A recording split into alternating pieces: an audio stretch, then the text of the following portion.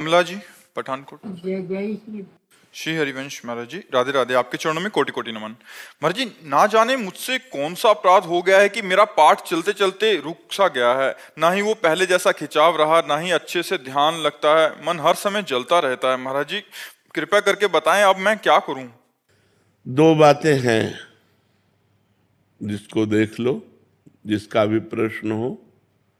किसी संत की निंदा बन गई, किसी वैष्णव की निंदा कर दी, या दोष दर्शन कर लिया, या अशुद्ध भोजन हो गया। बस दो कारणों से ही हमारे पाठ भजन में मन नहीं लगता। अशुद्ध भोजन से 2-4 दिन फर्क पड़ेगा, लेकिन संत वैष्णव अपराध से जीवन भर फर्क पड़ेगा। जीवन में सुधार नहीं हो सकता जब तक उससे क्षमा याचना नहीं हो जाएगी। यदि हम किसी संत की निंदा सुन ली या किसी संत की निंदा कर ली तो हमारे पाठ भजन में फर्क पड़ जाएगा। ये आप ढूंढ लो कि कहीं किसी संत भगवान की निंदा तो नहीं सुन ली, कहीं किसी संत भगवान के प्रति दोष दर्शन तो नहीं हो गया। अगर ये नहीं है तो भोजन में सुधार कर लो। बस इसी से हमारे भजन में फर्क पड़ता है, और फर्क नहीं पड़ता। और दूसरी बात है कि आपकी अवस्था है वृद्धावस्था। इस अवस्था में भी बुद्धि क्षीण होने लगती है, बुद्धि की प्रवीणता शिथिलता में बदल जाती है। तो कहीं ऐसा तो नहीं है कि अवस्थागत दोष के कारण मन न लगता हो, तो फिर संत दर्शन में कहीं दोष दर्शन हो गया, संत निंदा सुन ली, कोई वैष्णव अपराध बन गया, तो समझ ही नहीं आती, मैं सोचती हूँ पता ही नहीं चलता क्या करूँ।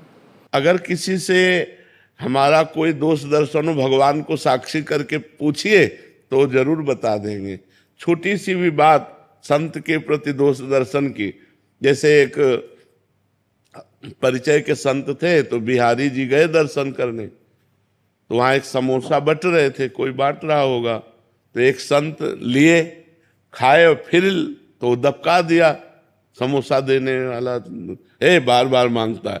तो जो संत गए थे तो उन्होंने देखा कि तो बहुत अच्छे संत, हम इनको मानते थे, तो समोसा बार बार मांग के खा रहे हैं। बस इतना सोचा था। और जब लौट के आए तो हमारे गुरुदेव भगवान लाडली कुंज थी, उसमें विराजमान थे। उनका तुम्हारे शरीर से दुर्गंध आ रही। तो उनका, महाराज जी हम साबुन नहीं लगाते। उनका, नहीं, ये दुर्गंध नहीं, कोई अपराध करके आ रहे हो।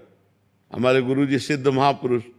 तो उनका, महाराज जी अपराध? तो बोले वैष्णव अपराध। बोले महाराज जी वैष्णव अपराध हम किसी से मिलते ही नहीं, किसी से कोई मतलब। बोले नहीं, याद करो कोई वैष्णव अपराध। तो कहा अभी अभी